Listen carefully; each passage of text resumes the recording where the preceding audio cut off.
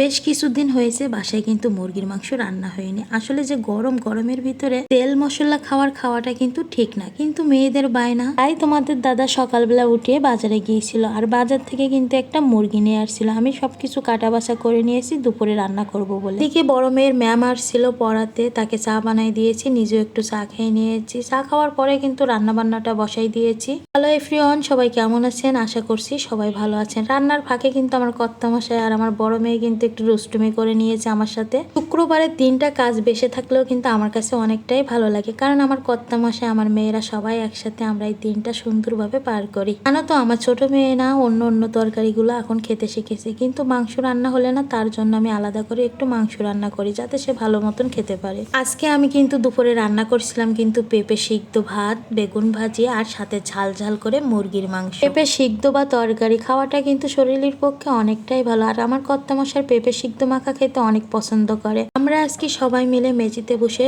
দুপুরে খাওয়া দাওয়া করলাম।